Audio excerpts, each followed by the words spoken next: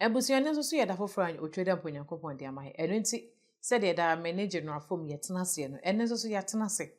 Ɛnɛ yɛde Nana KOFI kakari. Ɛwɔ Asante hene wɔtɔ so edu. Ɛnɛ ne yɛde n'adesua de brɛ mu. Na abrɛ so ne yɛkon sagranti wo ɛkon no. Na abrɛ so nso sagranti kon n'akyi no nso yɛtu n'adeɛ so. Na ne maame ɛne Nana Afiakobi. Deɛ wɔsi yɛn ho fa Nana KOFI kakari ho no. Tena ase ne yɛn nyinaa yɛmfa mo so. Kase de no ɛyɛ maame fuzi. Yɛn na yɛ ho mmra ne ba na yɛmfa adesua no. Yɛmfa mbrɛ mu.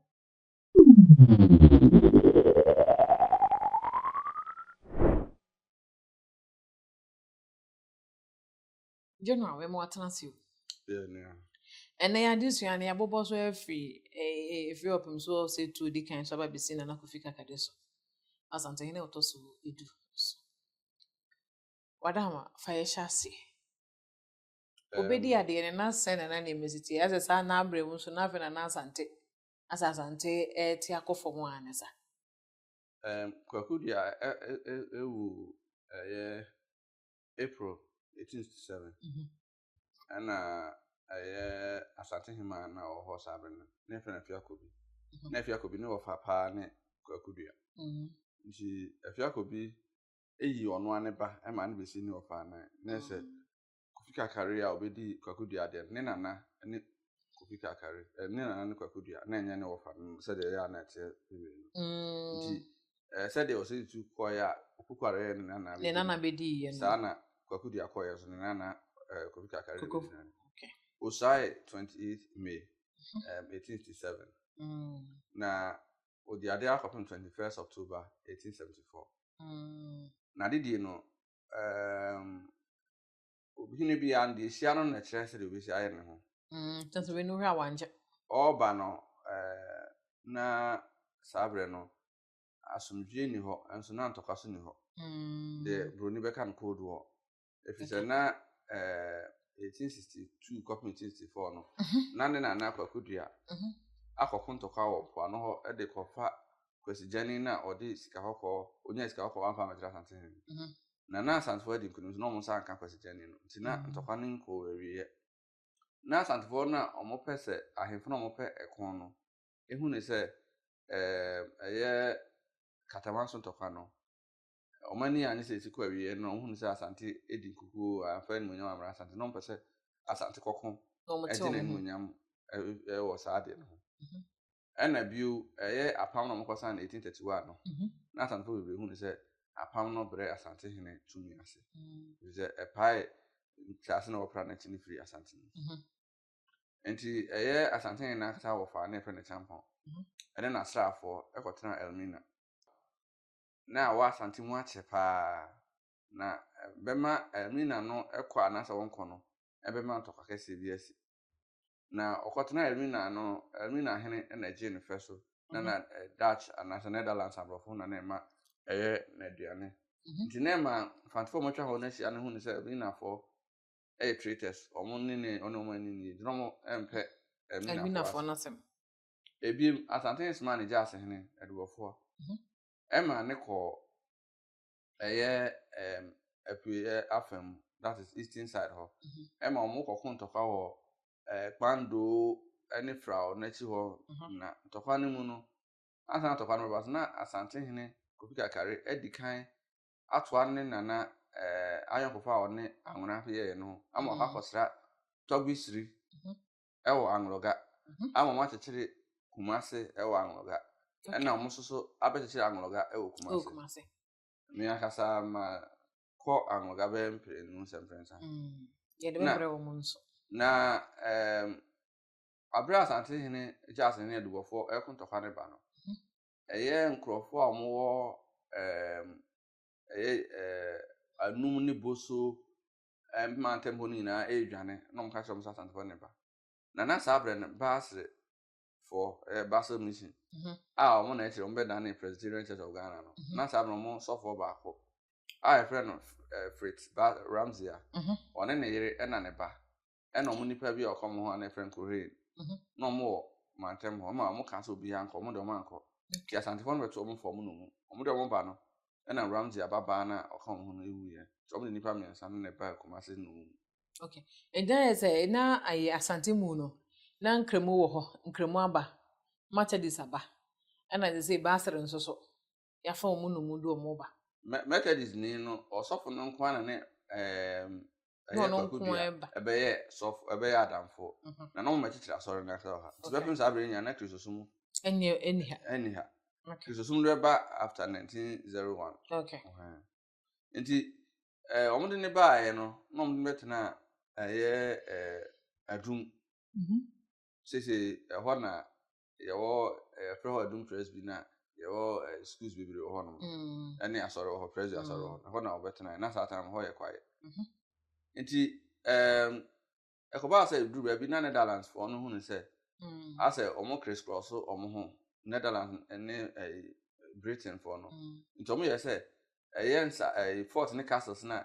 free Fort Princeton ebepin Cape Coast no yenfa ne nyina ma Britain abrofo ne yenfa de free ami na ekopem Apollonia ekonzema sas ne nyina so no yenfa ne nyina so ma Netherlands abrofo na Dutch abrofo na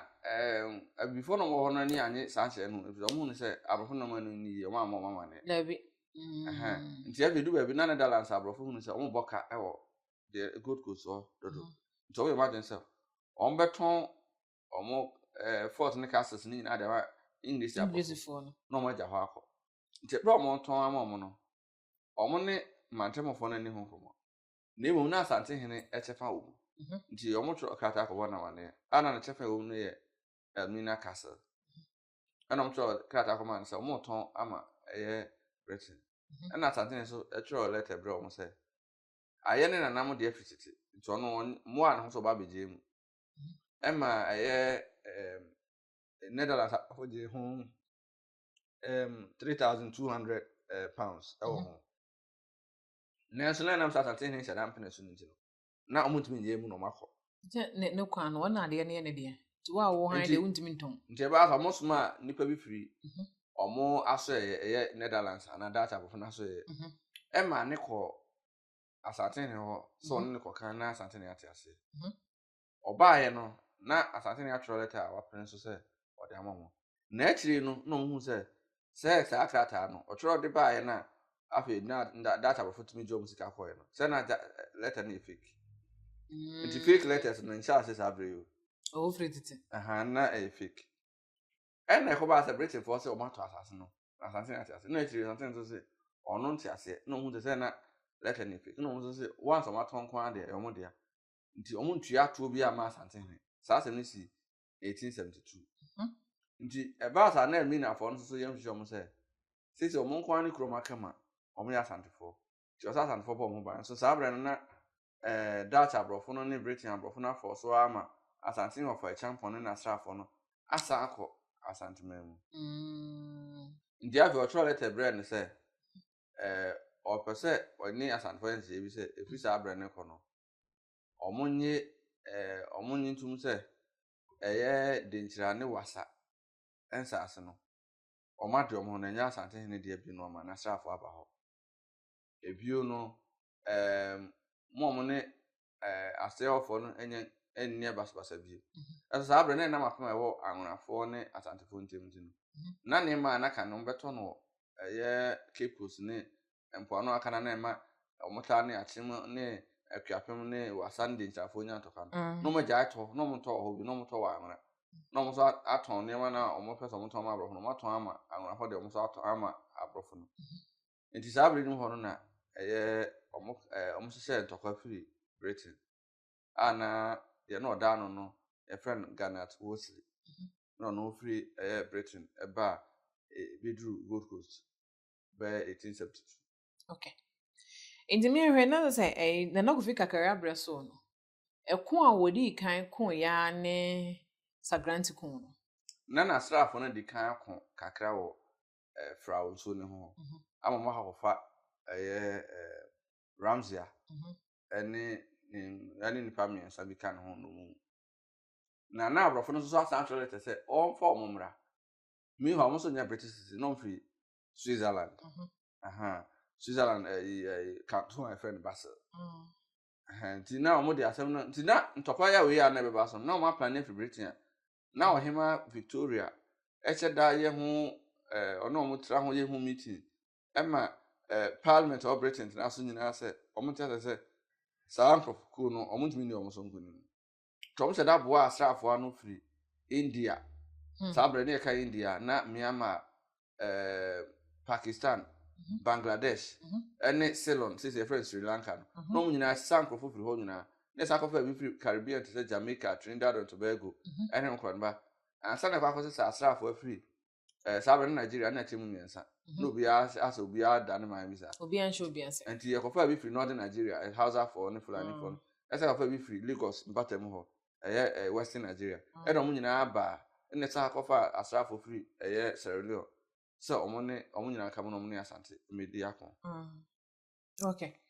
Enja ya say na na kufika karibe di ade na bre ben na sa grant kun yi e bae. No one dey no di ade fi omo say. si mu December 1873 enti Efrim po ano ho. efrim po ano ho nti Na se January nyina ne say sika no de omu ntue sika no mfa ma elimina cast sika no omu ntue mfa ma Asante. Ene de ntokwa no bae. Eno no eka ho nti omo ntue sika no ma Asante hene ena omo san se abrofo na Asante hene afom no mu no on fom mo Press before no. ena eno achi no omo san se omo pese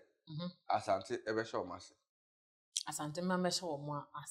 omo se omo Asante me sha omo bampa ase na onso se David efiti dinya na na mo bo omo ban omo tu me sha obi ase omo de omo ho okay nti obaya ebedru adanse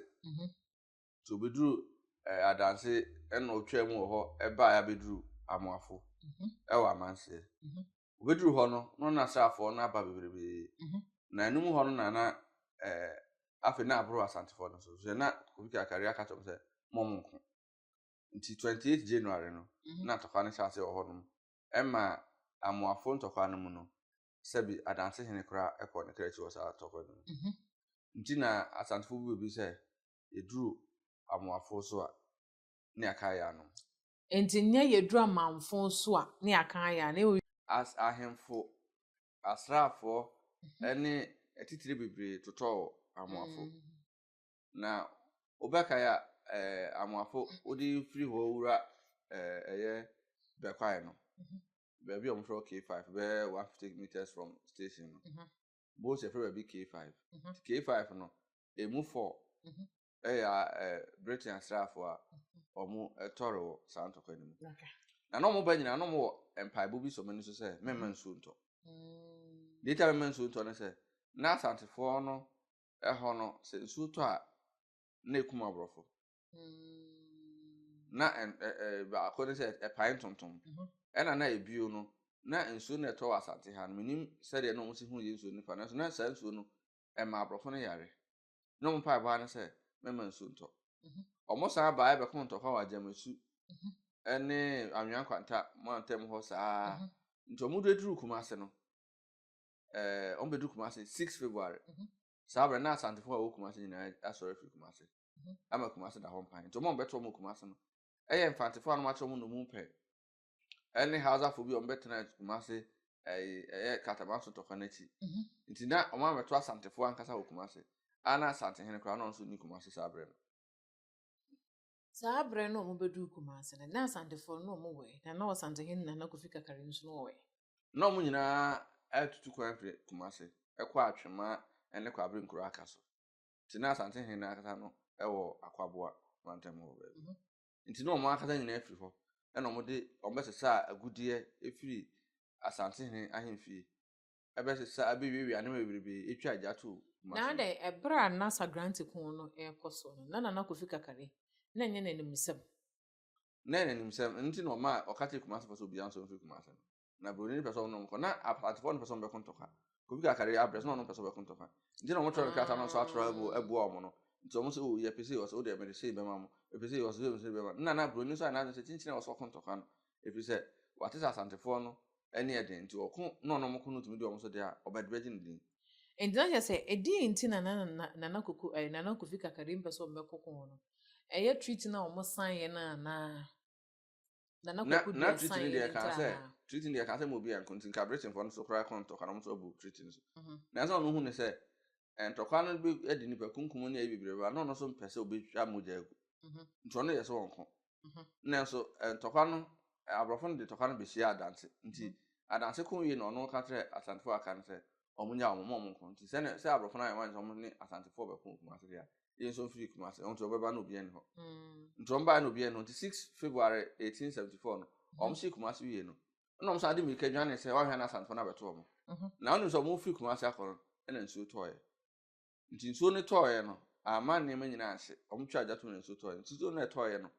eno so kuma asrafo na fa je no musuro ne to mo nti kuma asrafo no bibibi ema kakra bi ne kae nti ono na obesi kuma ase no si kuma ase ya no sendwane ye wantene kuma ase ze na osuro se ombese no nsuo no betumi abekye no ne ne mane mabire nti okwatena okoduru adanse kuro efen fom na adanse ahen kuro fom na ena na afi wo to nkra se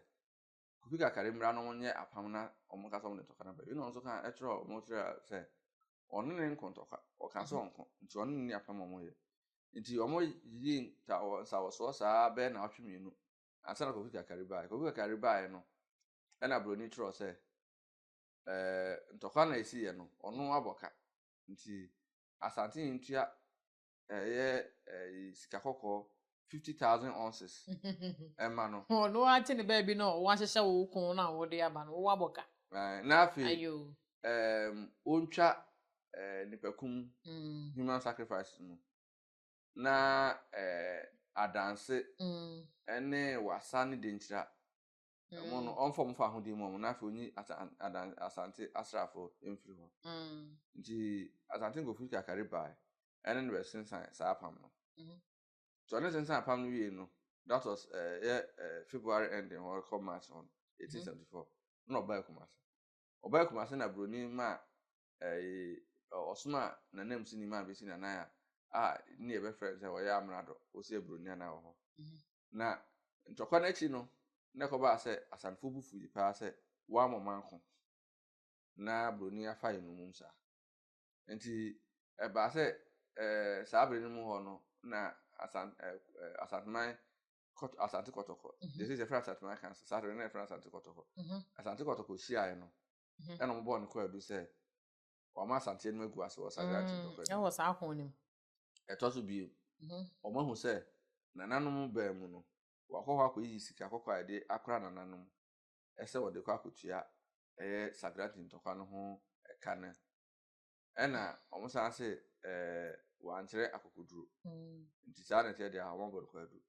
ena kwa adu ne to omasum ena onu akata ne maame afia kobi edi Asante manim ema otu na de so 21st October 1874 yes ade a wo ye nti onu ane maame a wodi ne di ade no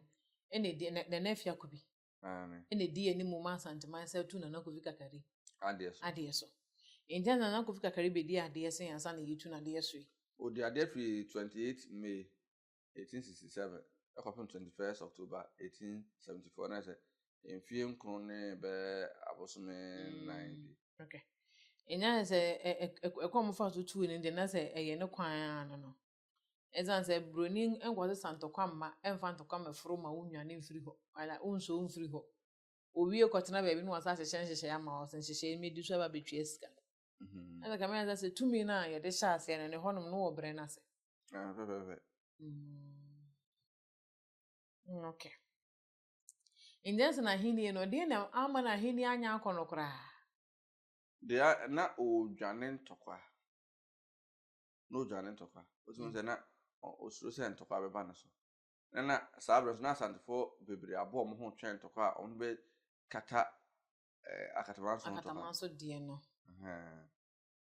jinga honhom ne ka no ho kra nko ozanga akatamanso de no Asante esa akokon no ete no ho efiri mu ena eno so wanya ne saa no okay enti adesuya ne yede eze eno nko ani ade a wanhye da anya de tituru bia bra na wo te akwenso Asante hene so no ba na ntokwa na eyi no e different fronts example no admina no na do before bando side ho ena omo ba no mu no na omo de Ramsey abaye na we so a champion so ba na chi na Elmina Castle asem ne ba ya na anti castle no the main trigger no I want to go na ekon no so no say yesua say denchira ne achem nyina so ebo asangrantiko also mo kofa ankropo free abonten na omo from Gold Coast no omo no mo British subjects no mo say British asint omo de no na e ba for some be kun nti ntokwa Britain ne Asante kunye no ni nyina ne Ghana for na de omo ba nti 1821 1824 1826 1862 to 1864 1874 and 1896 and 1900 to kwani nyina no Britain for ba o masra for na Ghana for mo mpoa no no the name the reference voter region southern part and eastern region greater Accra region central region western north o na ya no mo di Britain achi okay na Britain abrofo na yo mo commanders am na eti okay enya ye say I na disua yesu the omesua wo mu no say so Asante hini bedi ade na sese bi wanye sede esese wo ya na se wansom Asante a se ne maame na tia kwenye se Asante himakra no obedi ani maame yetu se wo ye rechereche na yehufo a eno nko ati ni na tutu ade so just Asante nim se bi boja ne munim ne akonya no nko a na enim nti do ye hema na oye ohene no wo ye ne nua ba wo ye ne maame wo ye ne wo faase a na wo ye rechereche ana yehufo a obetu okay ebeda wasepa ne adusua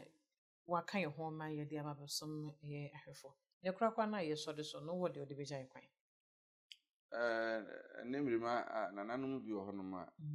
se de musi suro niema no senka sa abre nimu a nke 200 dada nti o se nananum se ye puntu oku na ye ko nti ubedi ade na wa mwa wo manfo wa fa ne de anfa mama manfo anya adwuma anye o manya akwan ne school ne ayarsabia to da anya asema ka o se o mutumi pe kwan so you furo of se wo ba no puntu ho ntoka na bekwa ma okay yes here that sepa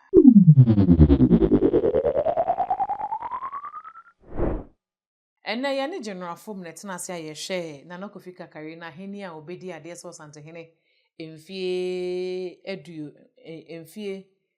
enkunu mu no eko a wankon na nam so ma sagranti omo betwi fa Asante so bo a ebo se bi ehye oman na chire na nam so akọ saade sika hodo ekono eno ho nsem e wo se ehu fa na na KOFI KARIKARI aheni hu ne de nam so ema yetu na de so ne de yesu ya ne se so yo Asante hene na so obedi ade a na sa wo maame eye Asante hema na se wona de obedi ade a na sa ade ye sika dwasunsun ade ma Asante kọ nanimu se se bi woda no huhufu a sansa koro no a eyi ufiri ho enti Asante tumi no eso se boja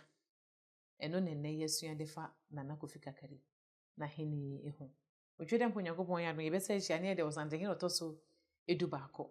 le ho adesua e de abro na na mensa bonso ye de na adesua so de abro ka se di no e ma mi fauzia